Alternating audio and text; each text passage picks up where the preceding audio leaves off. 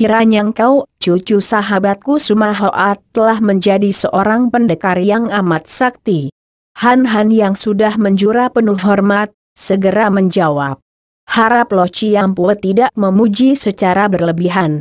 Saya hanyalah seorang kakak yang kini datang untuk merayakan pernikahan adik saya Lulu dengan murid Lo Ciampu. Mohon Lo Ciampu maafkan, karena keadaan kami kakak beradik yang tiada orang tua dan tidak memiliki sesuatu. Maka segala pelaksanaan upacara dan perayaan kami serahkan kepada pihak Lo Ciampu. Sumatai Hiap mengapa bersikap sungkan? Kita berada di antara keluarga sendiri. Tentu saja kami sudah mempersiapkan segalanya, bahkan kami telah menyebar undangan, kata Tan Piao Su yang menjadi tuan rumah. Ramailah mereka merundingkan rencana pernikahan yang akan diadakan beberapa hari lagi. Kini Lulu tidak pernah rewel lagi sehingga hati Han terasa lega. Sungguh pun tiap kali bertemu pandang dengan adiknya itu, Han merasa jantungnya tertikam melihat sinar duka menyuramkan sepasang mata adiknya yang biasanya berseri dan wajahnya yang biasanya cerah itu.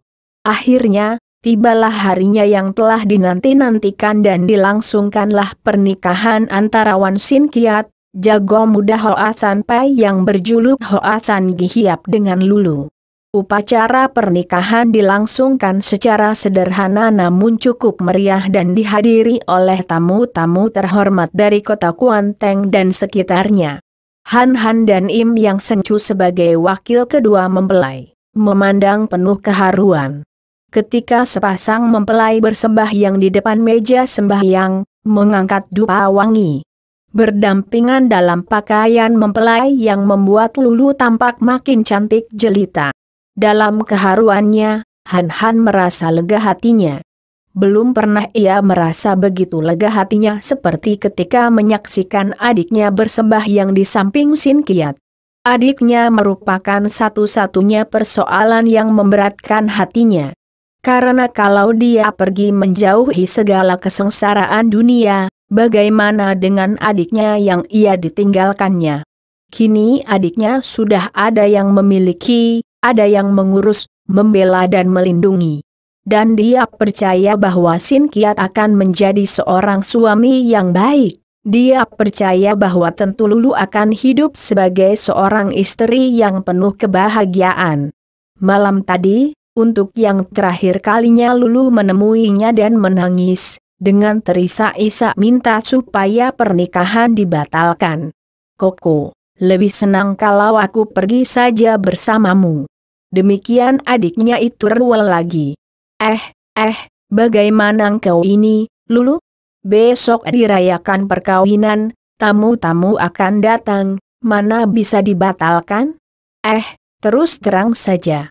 Katakanlah, apa engkau tidak cinta kepada Sin Kiat? Lulu mengangguk. Aku suka padanya, Koko. Aku mau menjadi istrinya, akan tetapi berat sekali kalau aku harus berpisah darimu. Kau berjanjilah bahwa setelah aku menikah, engkau akan tinggal bersama kami untuk selamanya. Bocah nakal, apa kau akan mengikat kakiku seperti seekor burung? Jangan begitu, adikku. Engkau mencinta Sin Kiat, dia pun mencintaimu.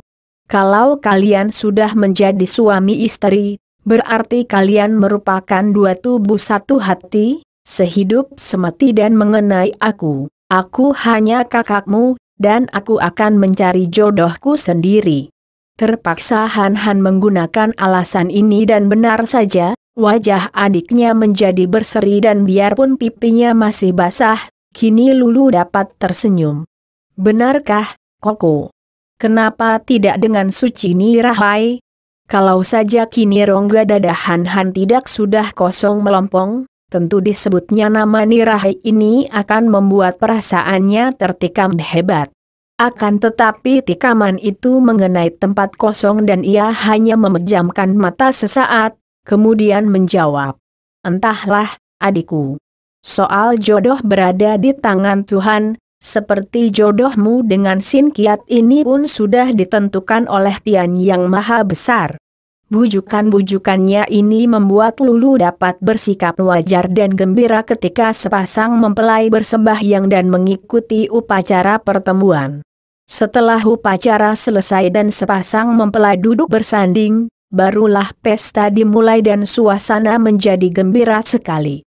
Sebagai kedua wali sepasang mempelai, Han Han duduk berhadapan dengan Im Yang Senju dan minum arak wangi. Akan tetapi, mendadak suasana gembira itu dipecahkan oleh suara yang nyaring menggema, datang dari luar pekarangan gedung Peng Piao Giok. Sumahan, Pinceng tidak ingin mengganggu pesta pernikahan. Keluarlah agar kita dapat bicara. Han Han dan semua orang yang berada di situ terkejut karena suara ini mendatangkan getaran hebat yang seolah-olah menimbulkan gempa bumi. Han Han mengenal suara Tian Tok Lama, pendeta Tibet, maka ia lalu bangkit berdiri dan berkata kepada para tamu. Harap Cui melanjutkan makan minum, urusan ini adalah urusan saya sendiri yang akan saya bereskan di luar. Setelah berkata demikian, Han Han lalu terpincang-pincang keluar dari ruangan pesta itu. Akan tetapi, Im Yang Senju yang mengerti bahwa orang yang mengeluarkan suara seperti itu tentulah memiliki kepandaian yang luar biasa. Segera bangkit dan diam-diam mengikuti Han Han.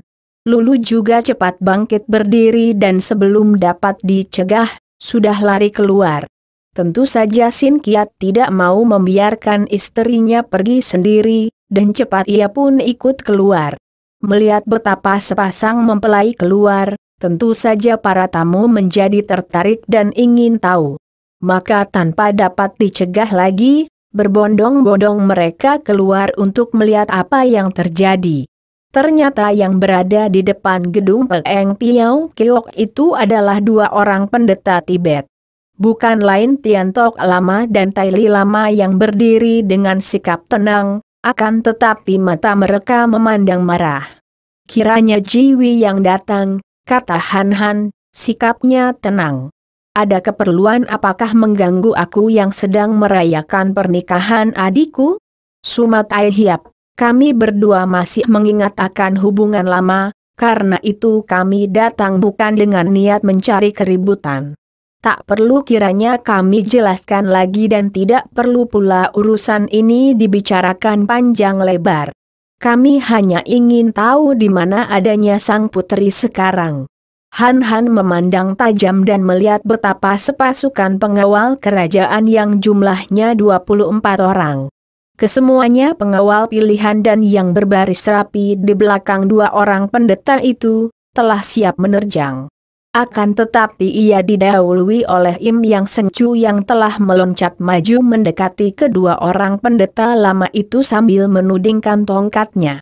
Pinto sebagai tuan rumah yang mengadakan pesta pernikahan murid Pinto, mengharap agar Jiwi Losuhu tidak mengganggu perayaan kami. Atau, kalau Jiwi beriktikat baik, kami persilakan untuk masuk sebagai tamu-tamu yang kami hormati. Tian Tok Lama memandang Tosu kurus itu dengan alis berkerut, kemudian ia berkata tegas dan angkuh. Kami tidak ingin mengganggu dan tidak mau diganggu. Kami tidak mempunyai urusan dengan siapapun juga, kecuali dengan Sumahan. Harap yang lain tidak mencampuri urusan kami. Bayangan Lulu berkelebat dan dia sudah berdiri di dekat kakaknya. Dengan tirai masih menutupi mukanya, dia menudingkan telunjuknya dan membentak. Tian Tok Lama dan Tai Li Lama. Aku mengenal siapa kalian. Beranikah kalian menghinaku dengan mengacau hari pernikahanku dan menghina kakakku? Wan Sin Kiat juga sudah berkata keras. Jiwi Losuhu sudah menyeberang ke pihak musuh, hal itu tidak ada sangkut pautnya dengan kami. Mengapa Jiwi sekarang datang mengganggu? Tian Tok Lama memandang sepasang mempelai itu lalu tertawa. Omi Tohut. Seorang putri Manchu berjodoh dengan seorang tokoh pejuang. Betapa manis dan baiknya. Kami tidak mengganggu kalian, melainkan hendak berurusan dengan Sumahan. Sumahan adalah wali mempelai wanita, menjadi tamu agung bagi Pinto. Siapapun juga tidak boleh mengganggunya. Pinto sebagai tuan rumah berhak melindunginya. Harap Jiwi suka pergi. Sambil berkata demikian, Im Yang Sengcu meloncat maju dan menggerakkan tongkatnya. Lo Ciampue, jangan. Han Han berseru mencegah. Namun terlambat. Im Yang Sengcu yang dapat menduga bahwa kedua orang pendeta itu tentu lihai dan berbahaya sekali, telah menyerang dengan tongkatnya. Tian Tok Lama tertawa dan menggerakkan tangan kanan menyambut tongkat. Krek. Tongkat di tangan Im Yang Sengcu patah menjadi dua dan Tosu ini terhuyung ke belakang. Kagetlah Im Yang Sengcu. Dia merupakan seorang sakti yang berilmu tinggi, akan tetapi ternyata dalam segebrakan saja, tangkisan tangan pendeta aneh itu telah mematahkan tongkatnya. Dan ia merasa sebuah tenaga panas mendorongnya sehingga ia terhuyung. Mengertilah ia bahwa Hwasyo ini amat sakti. Pendeta sesat. Lulu dan Sin Kiat bergerak hendak menyerang, akan tetapi Han Han sudah melonjorkan lengannya mencegah, lalu berkata penuh wibawa. Kalian sedang merayakan pernikahan, tidak boleh bergerak dan berkelahi. Urusan ini memang tiada sangkut pautnya dengan lain orang, biarlah aku sendiri yang membereskan. Mendengar ucapan Han Han ini, Lulu dan Sin Kiat mundur dan kini Han Han sendiri menghadapi dua orang pendeta lama itu. Jiwi Lo Suhu, baiklah pertanyaan Jiwi tadi ku jawab. Tentang Putri Nirahai, aku tidak tahu dia berada di mana sekarang. Jawabku ini sama sekali tidak membohong, karena memang aku tidak tahu kemana dia pergi setelah berhasil ku selamatkan dari tahanan istana. Akan tetapi, perlu Jiwi ketahui pula bahwa andai kata aku tahu di mana dia berada sekalipun, takkan ku beritahukan kepada siapapun juga jika tidak dia kehendaki. Nah, setelah ku jawab sejujurnya, harap Jiwi tidak mengganggu lagi dan suka pergi dari sini. Ramailah anak buah pasukan pengawal itu bicara sendiri mendengar jawaban Han Han. Tian Tok Lama mengerutkan keningnya dan nampak marah. Sumahan, engkau telah melakukan dosa besar, menyerbu istana dan melarikan sang putri. Sekarang sengaja hendak menyembunyikannya. Namun, Pinceng masih ingat akan hubungan antara kita dan Pinceng. Persilakan engkau ikut bersama kami untuk menghadapi Kaisar dan memberi jawaban sendiri. Kalau aku tidak mau, berarti engkau tidak mengindahkan iktikat baik kami dan terpaksa kami menggunakan kekerasan menangkapmu. Han Han tertawa. Tian Tok Lama dan Tai Li Lama, apakah yang kalian andalkan untuk dapat menangkap aku? Kalau hendak menggunakan kekerasan silakan. Kedua orang pendeta Tibet itu sudah mengenal kelihayan Han Han, maka dengan cerdik mereka tadi hendak menggunakan bujukan halus. Kini melihat pemuda itu tak dapat dibujuk, Tian Tok Lama lalu mengangkat tangan dan memberi perintah kepada para pasukan pengawal pilihan. Tangkap si pemberontak. Terdengar suara nyaring dan tampak sinar berkilauan ketika dua losin pasukan pengawal itu mencabut senjata mereka. Tian Tok Lama dan Tai Li Lama pun sudah bersiap-siap untuk menyerbu kalau pasukan itu sudah mengeroyok. Akan tetapi Han Han yang tidak ingin membunuh orang, sudah mendahului mereka. Tiba-tiba ia mengeluarkan suara keras sekali. Jangan bergerak.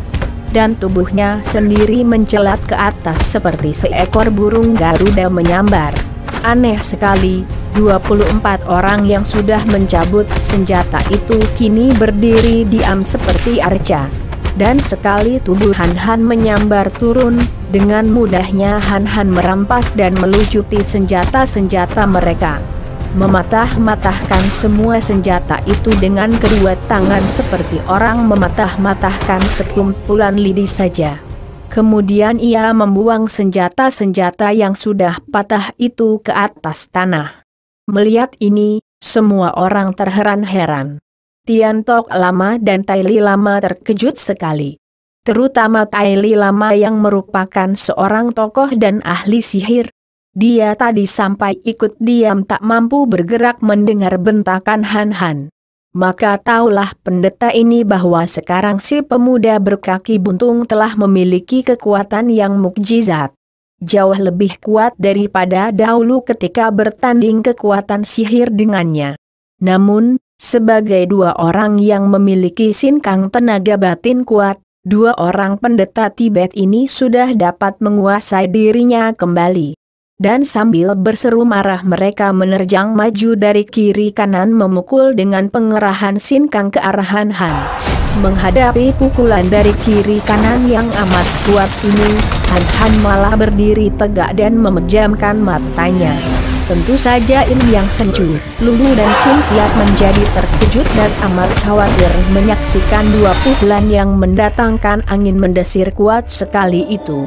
Tiba-tiba Han Han mengembangkan kedua lengannya dan berseru, "Tian Tok Lama dan Taili Lama, pergilah kalian." Kedua telapak tangan Han Han menyambut pukulan dua orang lawannya. Terjadilah pertemuan tenaga yang amat hebat. Tubuh Han Han diam seperti arca, akan tetapi tubuh dua orang pendeta lama itu tergoncang hebat. Mereka masih hendak bertahan, namun mereka terguncang makin hebat. Dan kalau dilanjutkan pertahanan mereka, tentu isi dada mereka akan hancur.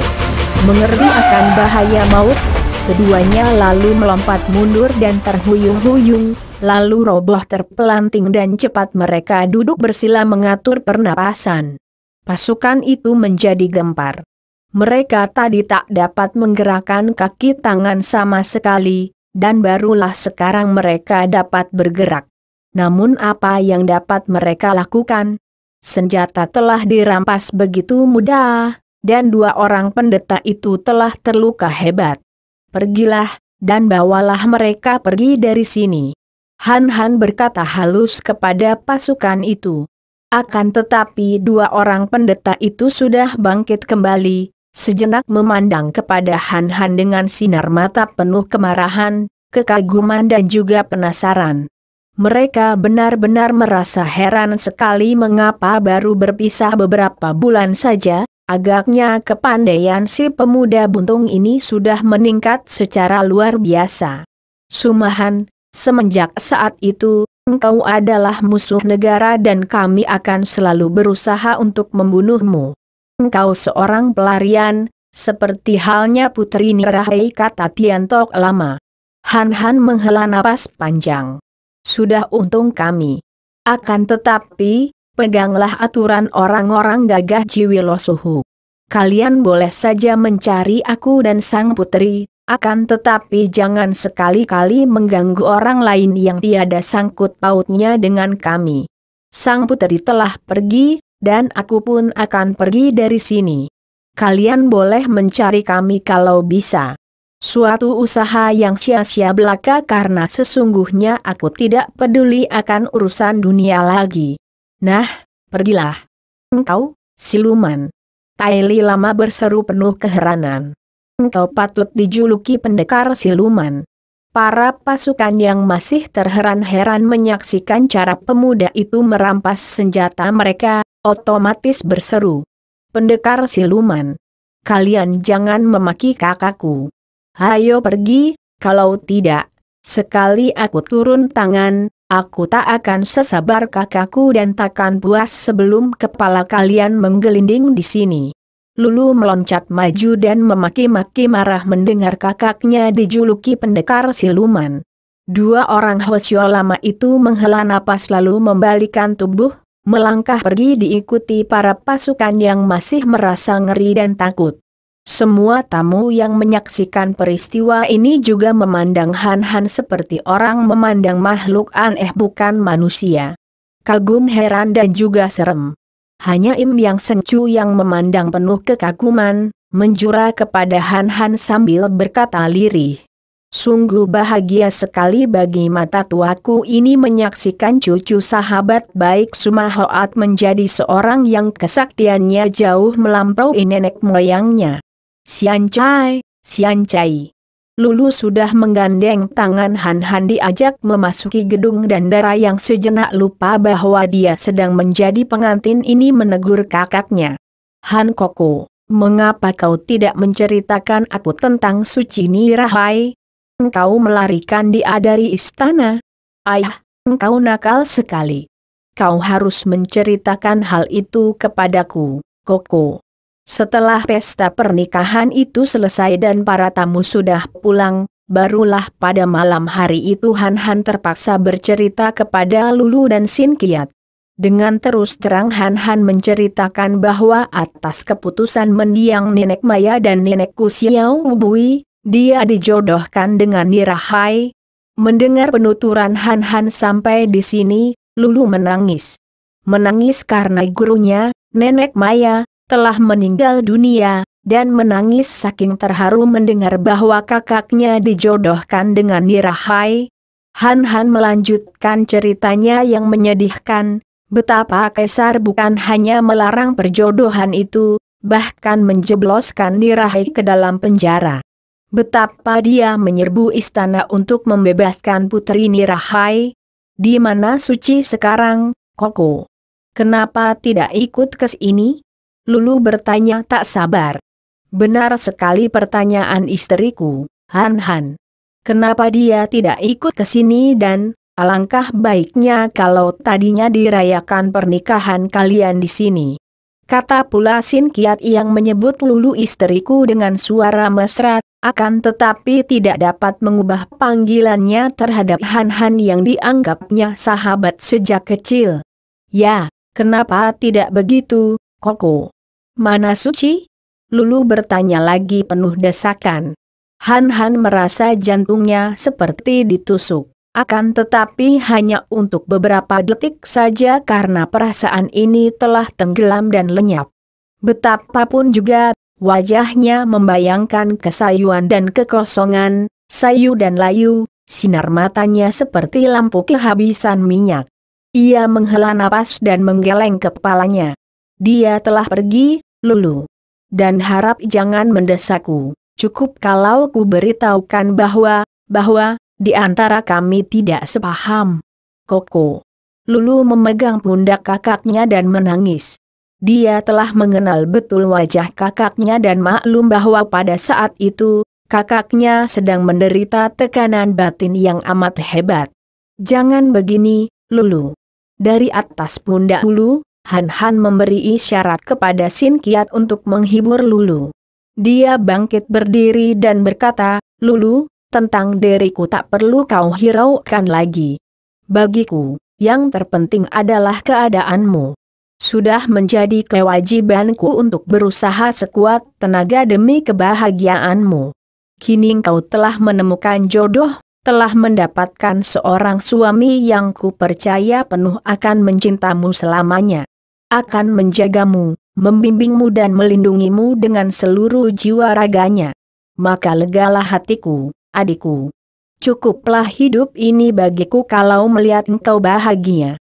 Kini aku dapat pergi dengan hati lapang, tidak lagi mengkhawatirkan hidupmu.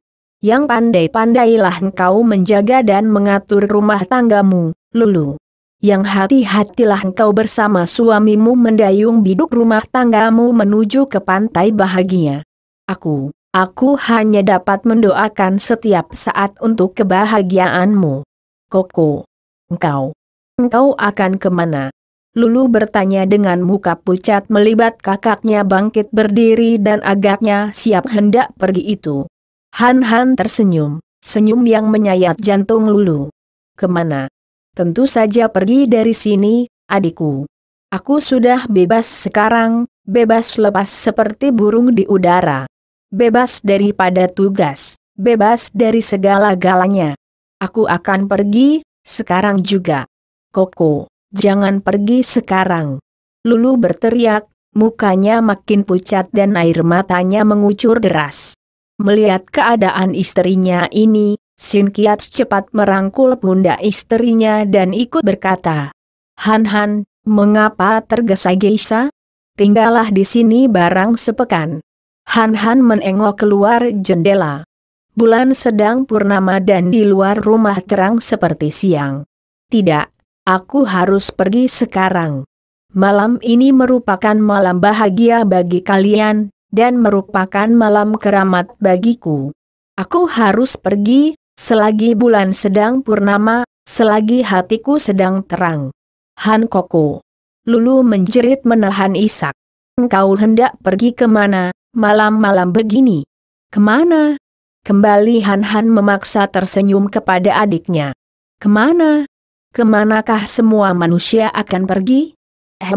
Aku tidak tahu, adikku. Dunia ini terlalu luas, dan dimanapun sama saja. Terserah kepada hati dan kakiku kemana aku pergi. Jangan engkau memikirkan aku lagi, adikku. Nah, selamat tinggal. Koko. Han Han, jangan pergi seperti ini. Besok saja. Sin Kiat mencegah. Tidak, sekarang inilah saatnya. Han Han berpincangan keluar. Koko, aku antar engkau. Lulu mengejar. Sin Kiat juga mengejar. Kami antar sampai keluar kota, kata Sin Kiat yang terharu menyaksikan penderitaan istrinya. Han Han tak dapat membantah lagi. Di luar ruangan gedung, mereka bertemu dengan Tan Piao Su, atau Tan Bukong pemilik Preeng Piao Giok. Ketika mendengar bahwa malam hari itu juga Han Han akan pergi, Tan Bukong menyatakan keheranannya. Akan tetapi dia tidak berani mencegah, bahkan ikut pula mengantar. Setibanya di luar kota, Han Han berkata, "Sudah cukup, adikku Lulu. Cukuplah Sin Kiat dan Tan Piao Su. Kembalilah kalian ke kota, aku akan melanjutkan perjalananku." Koko. Koko, jangan tinggalkan aku. Lulu tidak mempedulikan apa-apa lagi, menubruk Han Han. Merangkul dan menyembunyikan mukanya di dada kakaknya sambil menangis sesungguhkan. Lulu, engkau bukan anak kecil lagi, mengapa bersikap begini? Tidak baik begini, Lulu. Bawalah aku, Koko, bawalah aku tidak bisa berpisah lagi darimu. Lulu. Han Han membentak sehingga Lulu tersentak kaget. Dengan gerakan halus Han Han mendorong Lulu mundur, kemudian berkata, "Ingat, engkau adalah istri Wan Sin Kiat yang mencintamu dan kau cinta. Adikku sayang, selamat tinggal, semoga Tian melindungimu selamanya." Setelah berkata demikian, Han Han membalikan tubuh dan berjalan terpincang-pincang meninggalkan mereka. Lulu seperti terkena pesona berdiri seperti patung, mukanya pucat. Air matanya bercucuran, matanya tak pernah berkedip menatap tubuh yang pergi itu. Tubuh seorang laki-laki yang berkaki satu, terpincang-pincang dibantu tongkat bututnya, rambutnya terurai lepas berwarna putih. Sesosok tubuh yang menimbulkan haru dan iba kepada yang melihatnya, terutama sekali Lulu. Koko. Han Koko, kakakku. Sin Kiat sudah memegang lengannya. Kuatkan hatimu, istriku. Biarkan kakakmu pergi, di sini ada aku suamimu yang mencintamu lahir batin. Sin Kiat menahan isak yang bercampur dalam suaranya. Lulu membalikan tubuh memandang suaminya, lalu menubruk suaminya dan menangis tersedu-sedu. Han Koko. Han Koko. Betapa malang dan sengsara nasib kakakku. Dia selalu berusaha menolong orang sengsara, akan tetapi dia sendiri selalu dirundung malang, kakakku. Sin Kiat memeluk istrinya, kemudian mereka berdua memandang tubuh yang makin menjauh itu. Tubuh yang berjalan terpincang-pincang di bawah sinar bulan purnama, dan tidak pernah sekali juga Han Han menoleh. Bukan karena tidak ingin, dia ingin sekali menoleh, akan tetapi dia tidak mau tampak oleh mereka betapa kedua pipinya basah oleh tetesan air matanya. Berbareng dengan kepergian Sumahan atau Han Han, yang dikenal sebagai pendekar Supe Sakti, juga pendekar siluman. Maka berakhirlah cerita yang berjudul Pendekar Supe Sakti ini. khusus untuk para pembaca yang masih ingin mengikuti perjalanan hidup Han Han yang selama ini banyak menderita, pengarang menyusun sebuah cerita baru, yang merupakan lanjutan cerita ini, yang berjudul Sepasang Pedang Iblis. Dalam cerita ini, pembaca akan berjumpa kembali dengan Han Han, dengan Nirahai, Lulu dan tokoh-tokoh dalam cerita Pendekar Supe Sakti. Semoga cerita Pendekar Supe Sakti ini mengandung manfaat bagi pembaca, dan pengarang menyertakan salamnya bersama salam dari Han Han kepada para penggemar dan sampai jumpa dalam cerita Sepasang Pedang Iblis.